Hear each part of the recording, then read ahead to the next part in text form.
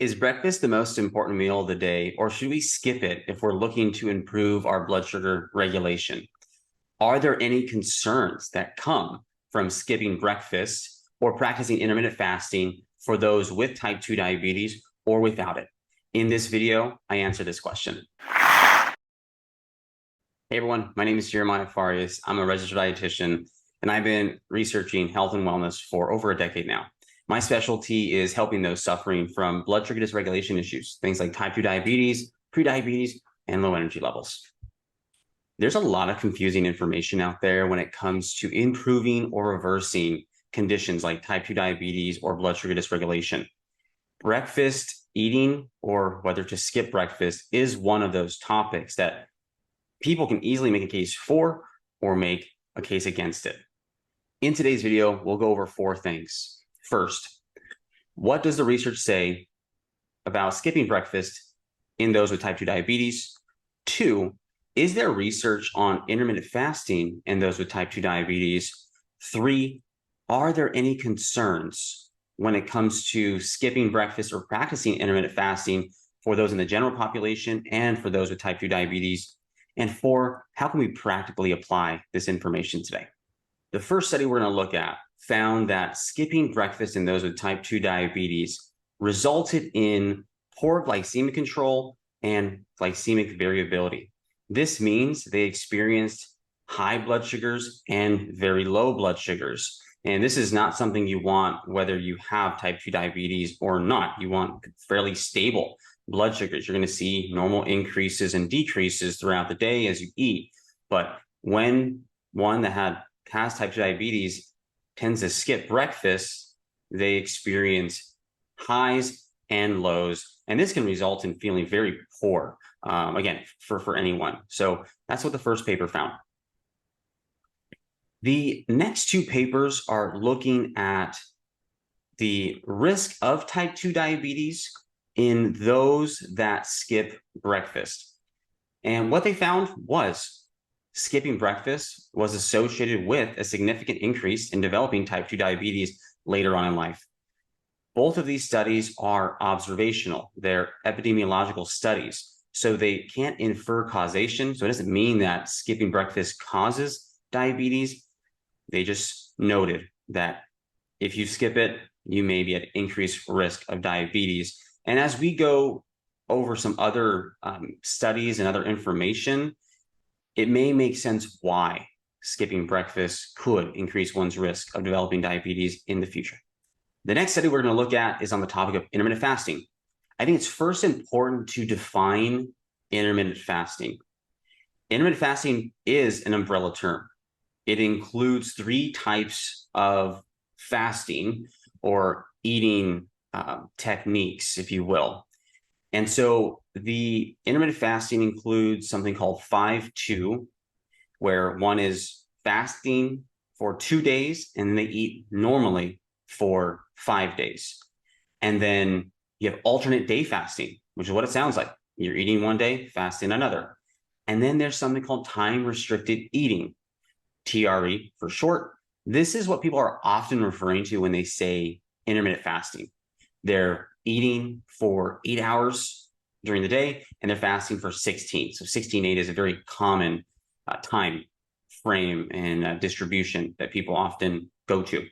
So for the sake of this study, they're looking at time-restricted eating.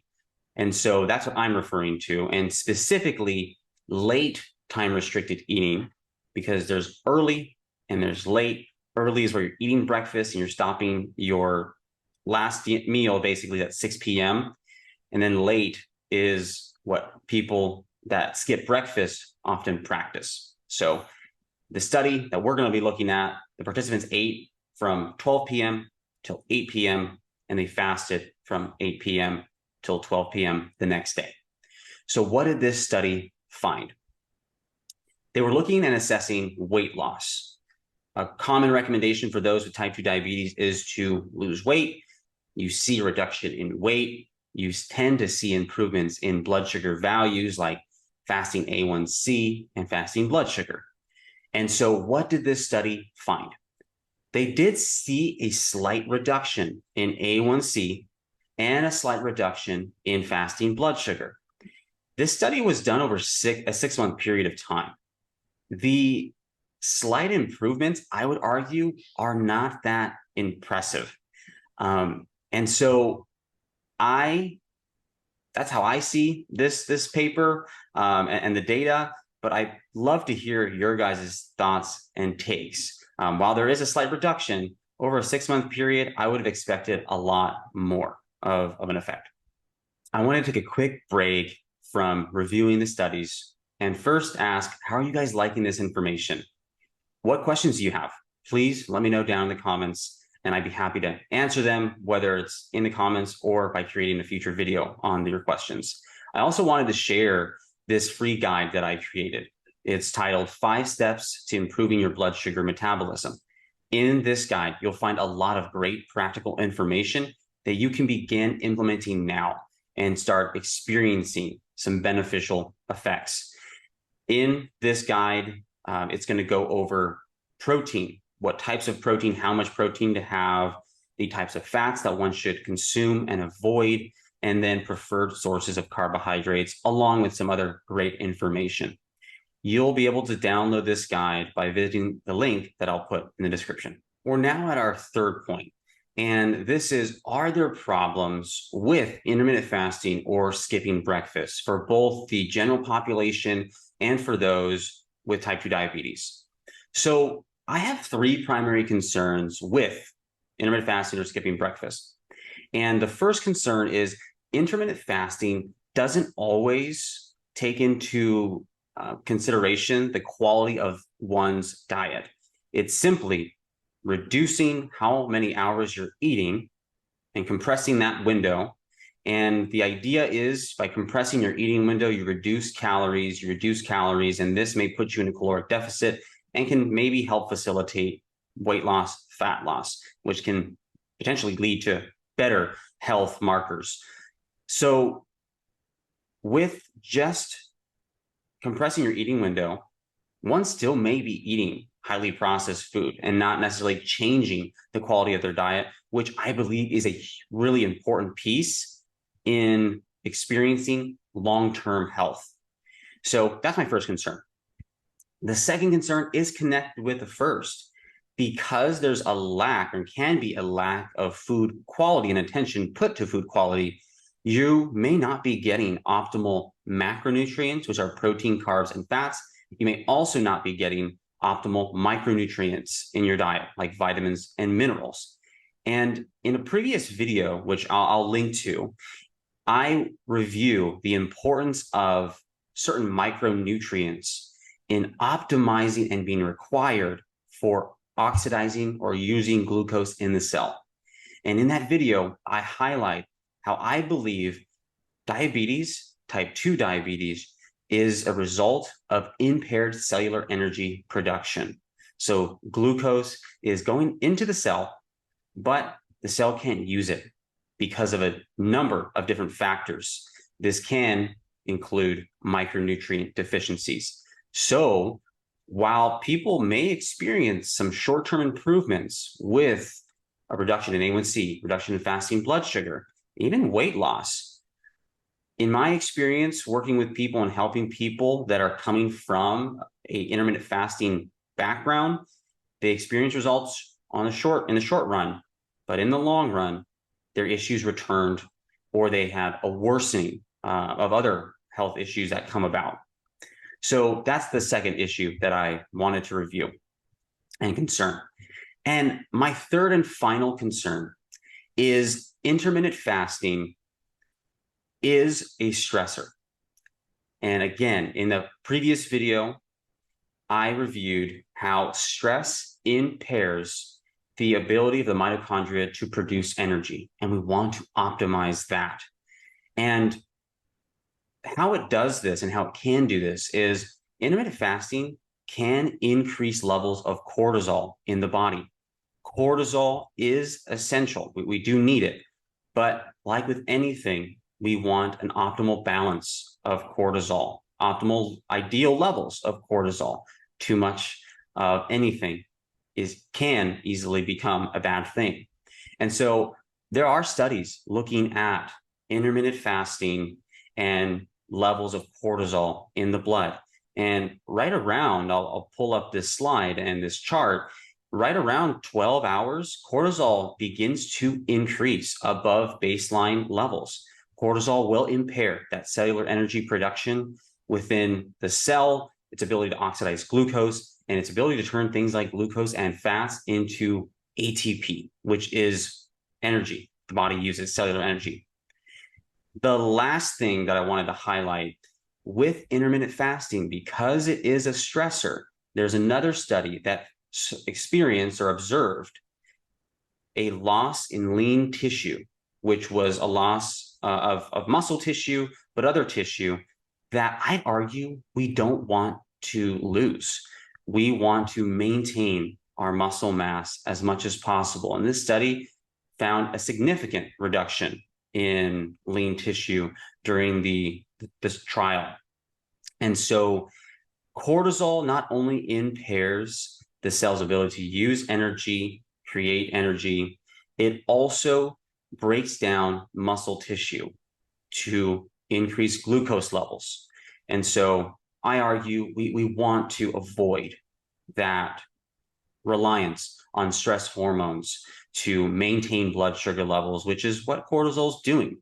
But those are the three things, the three concerns that I have when it comes to intermittent fasting.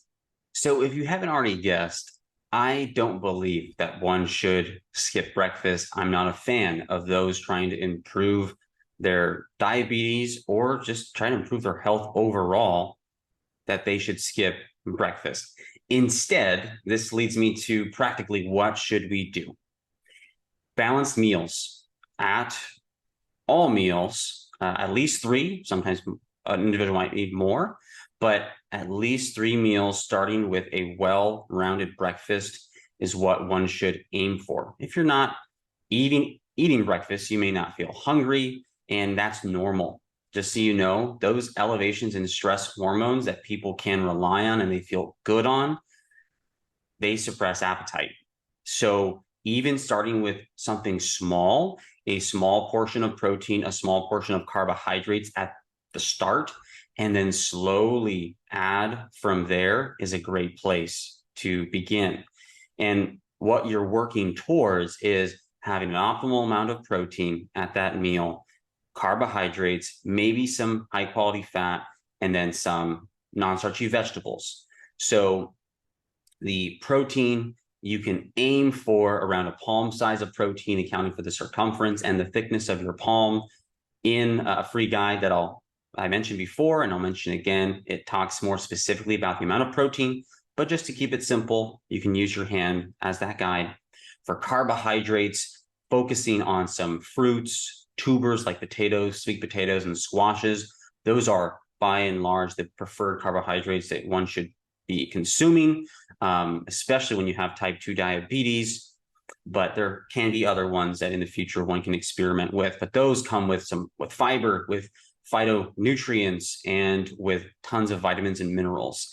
And so having that, and then with fat, again, depending on your protein source, you might have enough fat in there. But if there's not, say you're using a lean protein source, you can add a little bit of ghee or butter, something like that, to cook either your protein, your carbs, or your non-starchy vegetables. And that leads to the non-starchy vegetables, whichever you prefer, whichever you tolerate. They don't result in any gastrointestinal distress.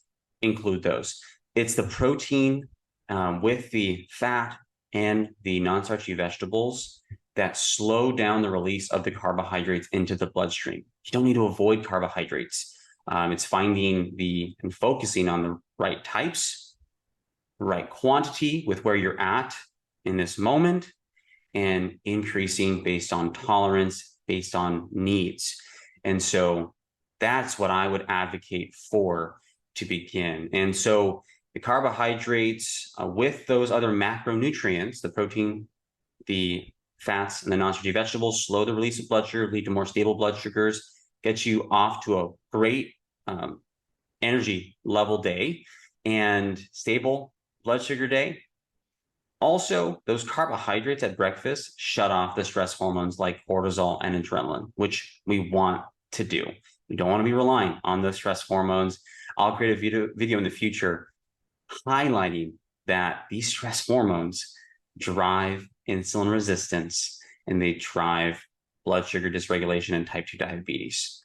So that's the last and final point that I wanted to bring up.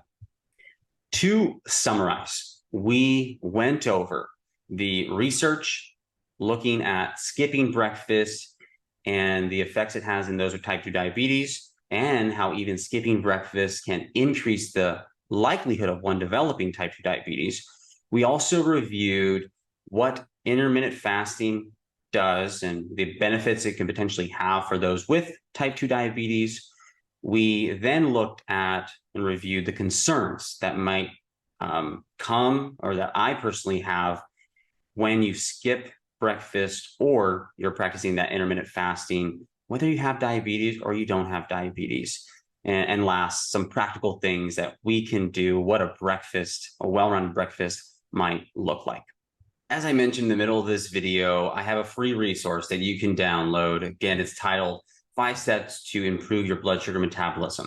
It'll review information on protein sources, how much protein to have, ideal carb sources, preferred fat sources, the issues with some of these polyunsaturated fats that can easily slip into our diet, and what sort of negative consequences they can result in, and much more.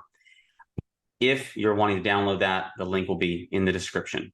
I also want to let you know that I offer coaching, and I provide a free 30-minute discovery call for those that are interested in exploring working with me. In that call, we'll review some of your health goals and then how I can assist you in reaching those goals.